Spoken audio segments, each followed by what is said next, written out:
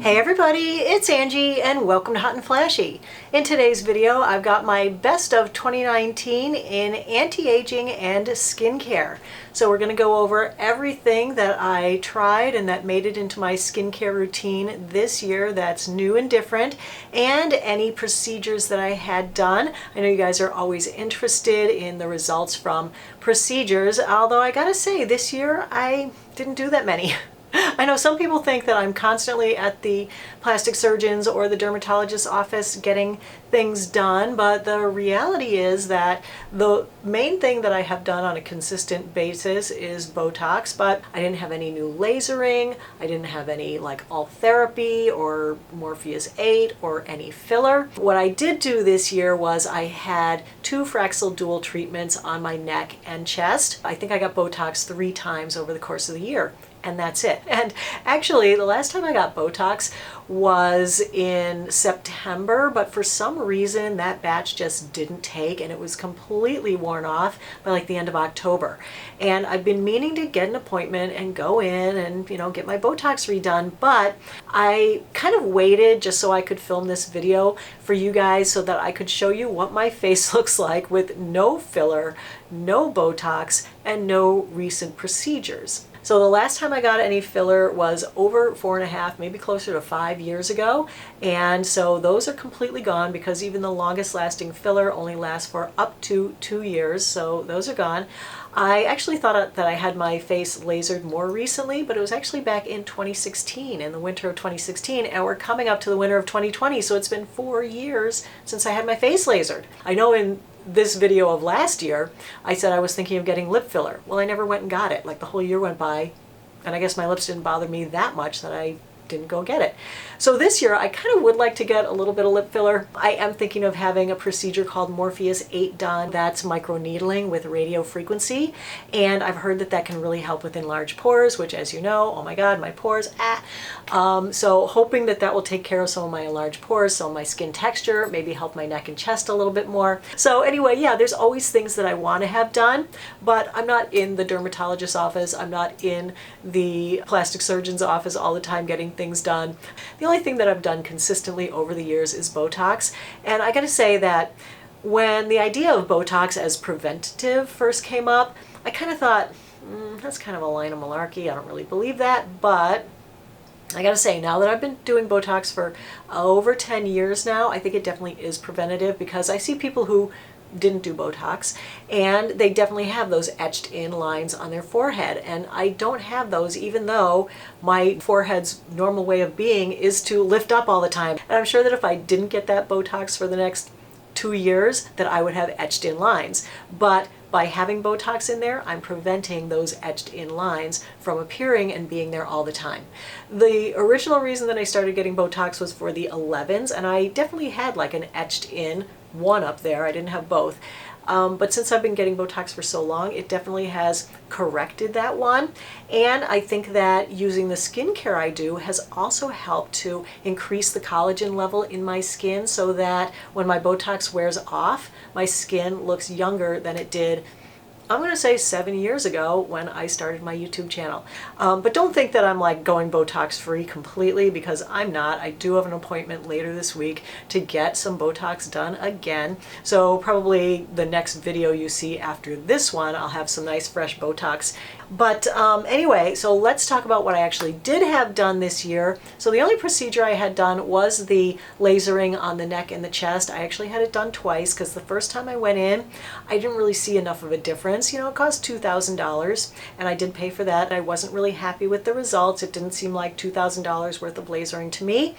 You know, she did say that with my level of sun damage that maybe one lasering wasn't enough. But my dermatologist is so sweet, she wanted me to be happy, and so she offered to do it again for free. So I went back and I had it done again, and I gotta say, after the second one, wow, what a difference. I mean, my chest just looks so good. It was so spotty and so mottled and so everything before that, and even my neck looks so much better now. I'll link both of those videos right up here for you guys to see if you want to see what 2 laserings can do.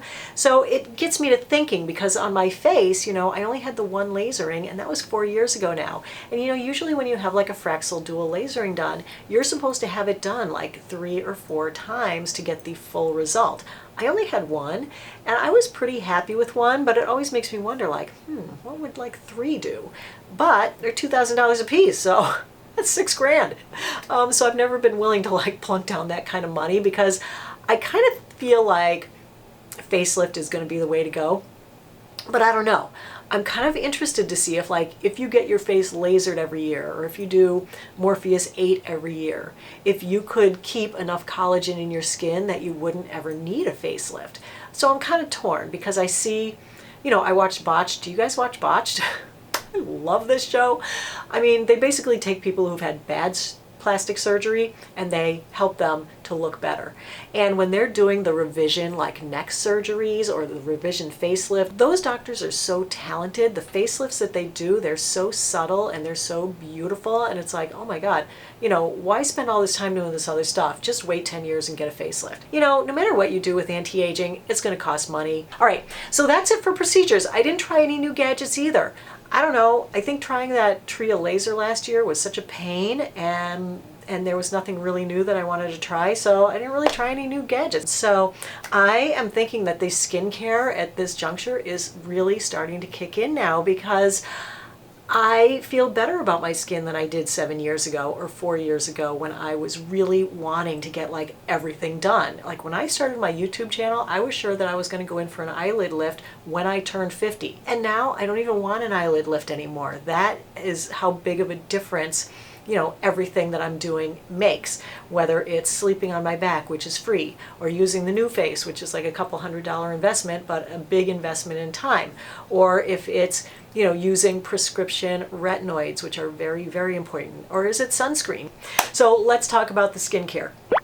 If you want a 2-ingredient skincare routine, the science says that you should be using our prescription tretinoin and sunscreen. These 2 have the most research and study behind them, saying that they work to turn back the hands of time to reduce your wrinkles. My favorite things in tretinoin are Curology. So this is a prescription tretinoin that you get online, and they ship it to your house, and you upload a few pictures of yourself. They give you a custom formula with 3 active ingredients in it. Mine are clindamycin at 1%, tretinoin at 0.12%, and azelaic acid at 5%.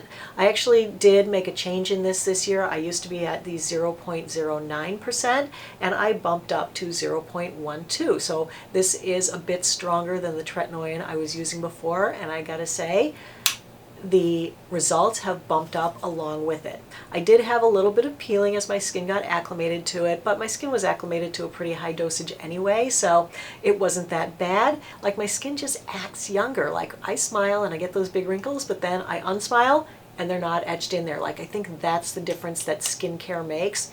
So that's the one prescription thing. Everything else that I have to show you is over the counter. While tretinoin is a big part of it, it's not the only part of it.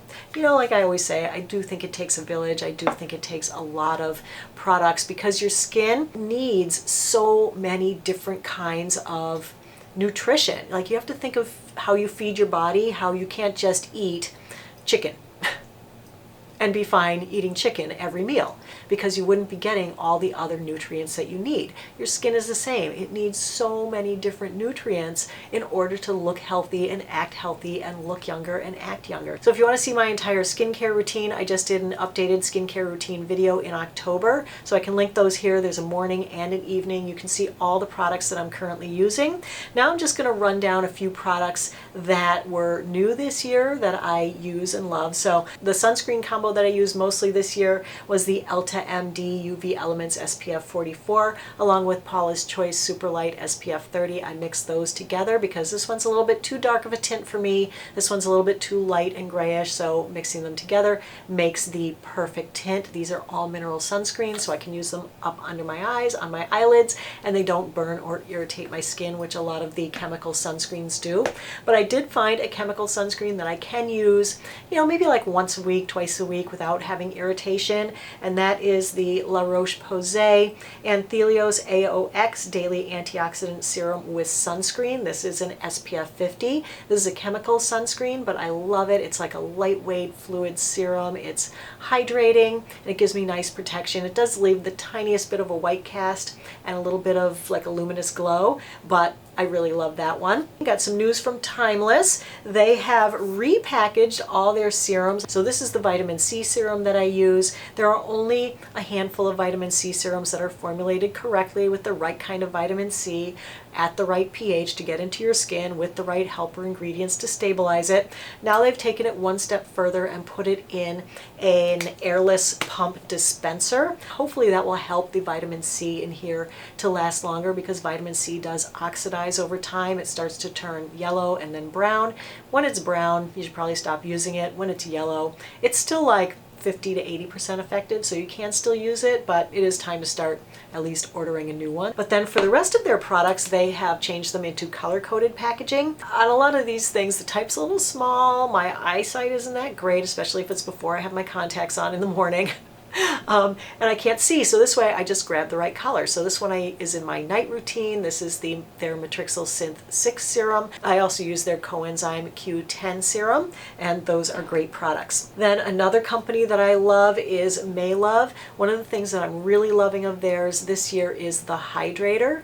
This is a resveratrol serum, and I love resveratrol because it's an antioxidant, and antioxidants basically help to keep sunshine from damaging your skin. Vitamin C is also an antioxidant, so those are two great antioxidants to have in your skincare routine. Of course, I did some more videos in my skincare ingredients series over the course of the year. I think I did one on skincare oils. I did one on antioxidants. There were quite a few. I'll link the playlist to that right here. If you're interested in anti-aging skincare ingredients, that's the best place to get all the information because it really is a complicated topic, and I try to break it down and make it more understandable so that you know why you're selecting the products that you're selecting and not just putting stuff on your skin and you don't know why it's supposed to work or how it's supposed to work. And that is really a helpful resource to guide you when you're trying to pick products for your skincare routine. So I'll link that right up here.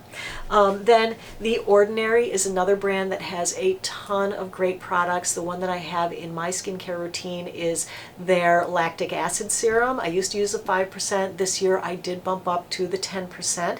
So that's like twice as strong. So I did have to ease in with that. I couldn't just go right to the 10%. I had to bring it in like one day a week while still using the 5%.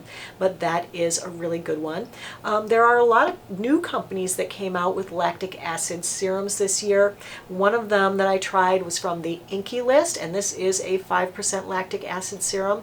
This one is formulated really well. It's a really good serum. These two are like the same price, so between the two, doesn't really matter. Like, pick whichever one is more convenient for you to get. Lactic acid is an alpha hydroxy acid. It's an exfoliator. It helps to turn over the dead skin cells on the surface of your skin that make your skin look dull and a little bit more wrinkly and a little bit more crepey. Another lactic acid serum that I tried this year was from Revolution Skincare. So now there are three like drugstore price point. I think none of these are above $10. This is a 5% lactic acid. They all have hyaluronic acid. They're all formulated very similar. So 3 products to try if you're looking for a lactic acid to put into your skincare routine. Another brand that I tried this year was Versed Skincare, and I really like both of these products.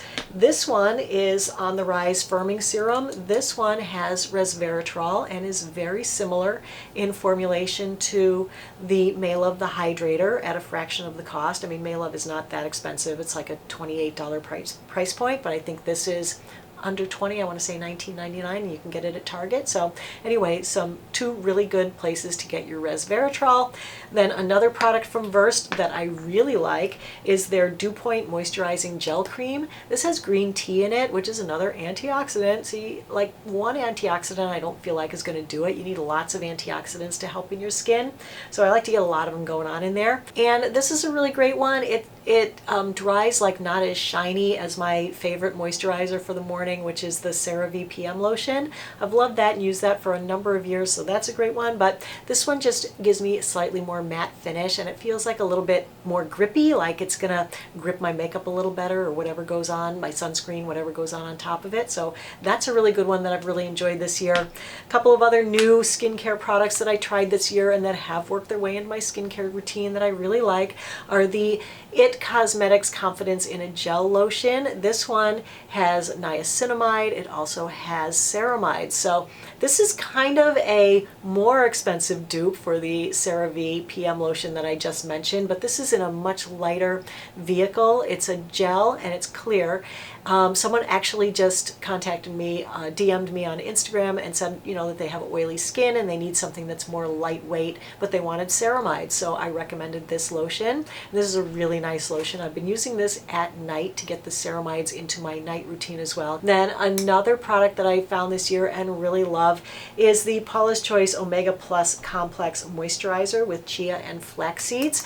This is really the product that I discovered in doing the skincare oils video. A lot of the things in oils that are supposed to be good for your skin actually can't use them because of the way that they're bound up in the oil. And so, you know, they just sit there doing nothing. But in this product, they've actually released those things from being bound up in the triglycerides, and they're in here so that your skin can use them. And then facial cleansing, getting your makeup off at night. I did kind of switch up my cleansing routine this year.